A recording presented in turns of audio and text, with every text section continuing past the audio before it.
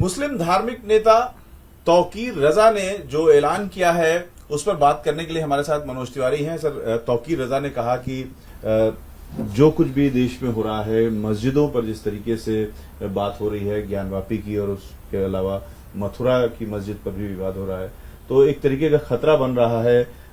इसलिए हम इस सब के खिलाफ, सरकार के खिलाफ जेल भरो आंदोलन करेंगे। देखिए, ये समय जो है, जिस तरह के ये केसेस आ रहे हैं, ये कोई भी ऐसा केस नहीं है जो 1991 के बाद आया हो। ये सारे केस वो हैं जो 1700 से चल रहे हैं, 1700 ईस्वी से चल रहे हैं।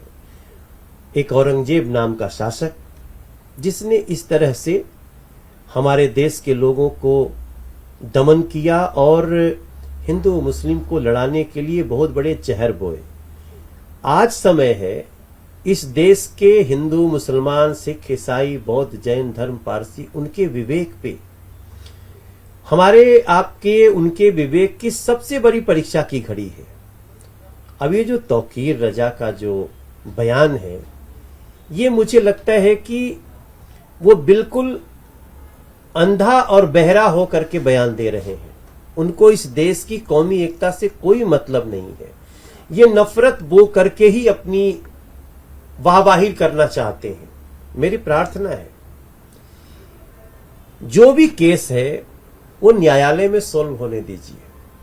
सड़क पे इसको लाठी, तलवार और पत्थर से सॉल्व नहीं कर सकते।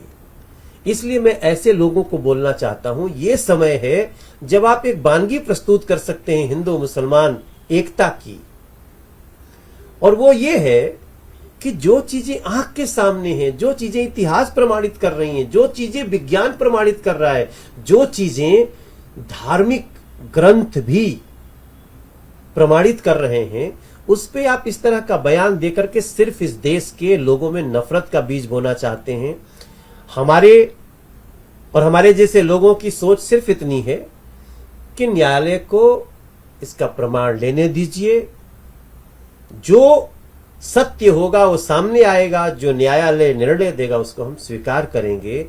इस समय ऐसी बातें करने वाला कभी भी इस देश का मित्र नहीं हो सकता, क्योंकि लगातार इस पूरे मामले में जो मुस्लिम समुदाय है और जो मस्जिदों के मुफ्ती वगैरह हैं, उन लोगों ने भी बहुत धैर्य से काम लिया है।